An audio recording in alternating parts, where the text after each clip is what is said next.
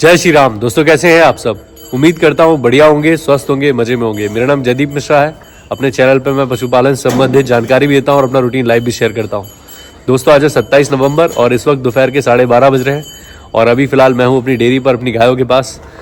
और दोस्तों एक ही दिन यहाँ पे रुका था, हालत बहुत बुरी तरह से ख़राब हो गई है। सर्दी मुझे पहले ही थी और रात यहाँ रुका, रात को ढंग से सो भी नहीं पाया तो और ज़्यादा तबीयत ख़राब हो गई है।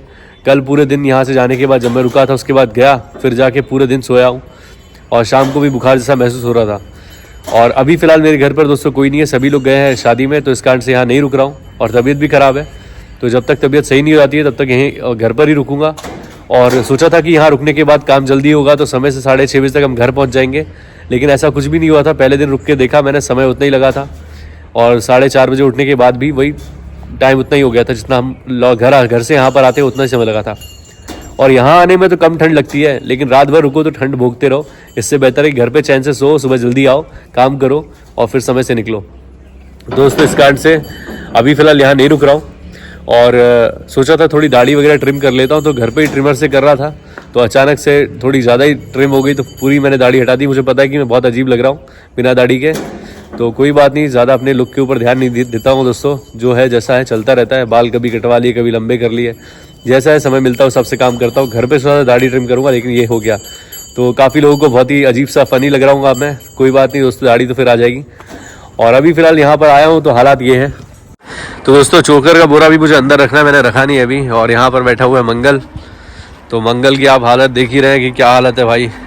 उस दिन नहलाया था, टिक्स की दवाई लगाई थी तो टिक्स सारे ख़त्म हो गए, वरना ऐसे हाथ फेरने पे महसूस होता था अलग से।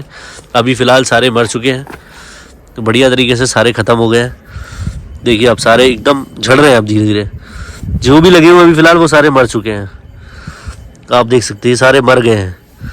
तो अभी फ़िलहाल काफ़ी चैन से है, ये खा भी रहा है। सुबह सुबह देखता हूँ उसको मैं, वहाँ ग्राउंड में चलता रहता है आगे, और लालू भी साथ में चलता रहता है। पानी यहाँ भरा हुआ है टंकी में, तो पीते रहते हैं ये लोग। और बढ़िया कड़क धूप निकली हुई है अभी फ़िलहाल। और अभी तक तो मैंने कुछ भी यहाँ पर बाउंड्री में लगाया नहीं है पौधों को सेफ्टी के लिए, फिर भी बचे हुए हैं।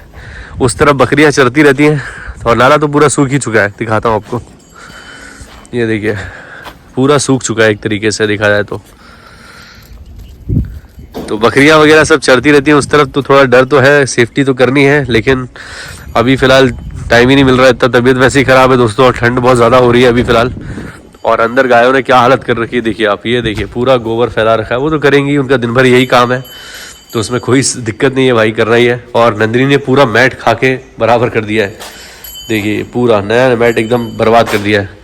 कोई और काम नहीं है उसको, टाइम मिलता है चबाने लग जाती है। नंदिनी बहुत ही शानदार बछिया बनने वाली है दोस्तों। आज ही मैंने एक वीडियो देखा था, आप लोग शायद जानते होंगे, उन्नत किसान करके एक यूट्यूब चैनल है, तो नाम लेना सही रहेगा नहीं रहेगा, मैं उनको काफ़ी पहले से दिखता हूँ उनके वीडियोस। तो उन्होंने दिखाई थी एक जर्सी बछिया प्योर ब्रीड की, किसी के यहाँ गए थे डेयरी फार्म पे वो, तो बहुत ही बढ़िया जर्सी बछिया लगी और अडर क्वालिटी भी बहुत अच्छी थी। तो मैंने देखा वो, तो मुझे लगा कि मेरी नंदिनी भी ऐसा ही अडर बनाए। और वो जो मैंने जर्सी देखी थी उसका दूध उत्पादन लगभग 35 लीटर बता रहे थे और कीमत 2,10,000 फर्स्ट लैक्टेशन में। तो इतना तो मैं नहीं कहूँगा कि भाई नंदिनी देगी, वो तो आगे वक्त ही बताएगा कितना देगी। उम्मीद मैं इससे करता हूँ कि 16-17 लीटर दूध तो आराम से देगी, तो देना भी चाहिए भाई। एज भी हो चुकी है बढ़िया और हेल्दी भी है, कोई समस्या नहीं है। बस ब्रीड जो है उसका बुल का जो हमारा एमपी गवर्नमेंट का जर्सी का सीमन की बछिया है, माँ क्रॉस ब्रीड थी तो उतनी ज़्यादा प्योर तो नहीं है, लेकिन उम्मीद तो यही है 16-17 लीटर दूध तो आराम से देगी पहले ब्यात में। और लाली भी बढ़िया है, अच्छे से खा पी रही है, स्वस्थ है।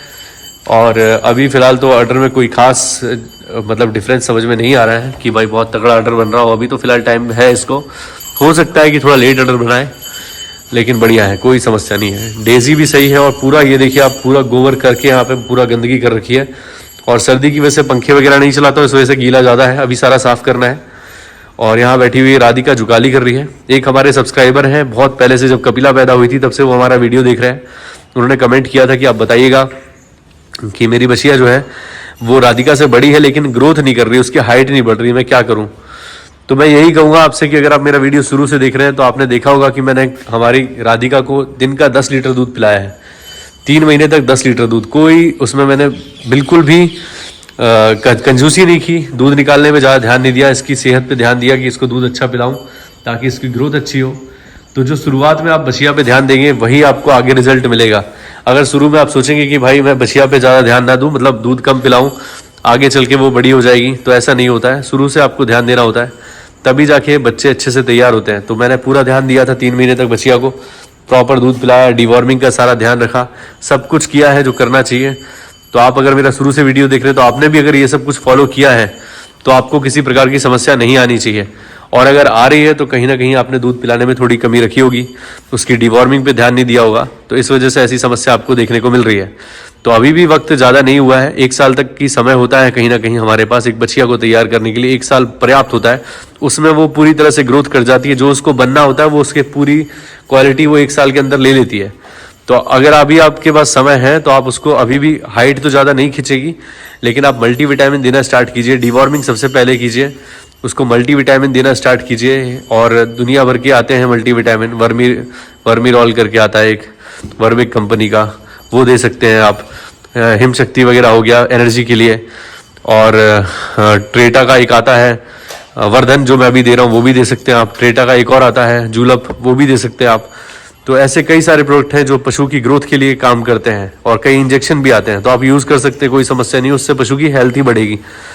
और साथ में कम से कम 2.5 किलो के आसपास फीड एक टाइम में, 2.5 किलो के एक, मतलब 2.5 किलो करके 5 किलो के आसपास कम से कम आप उसको दिन का फीड दीजिए।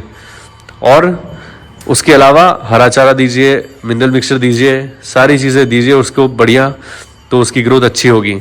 और भाई बछिया को दूध पिलाना तो एक ज़रूरी चीज़ है, डिवॉर्मिंग ज़रूरी चीज़ है, उसके साथ उसको आप ज़्यादा दौड़ाए ना। बचपन में जब भी कोई बच्चा पैदा होता है तो कई भाई क्या करते हैं, उसको खोलते हैं, दूध पिलाया, दौड़ने दिया, खुली दौड़ रही है, दूध पी रही है खुली, वो अच्छी चीज़ है, दूध खूब पिलाइए, लेकिन ज़्यादा दौड़ भाग मत कराइए। दौड़ भाग कराने से पशु का वेट नहीं गेन करता है वो।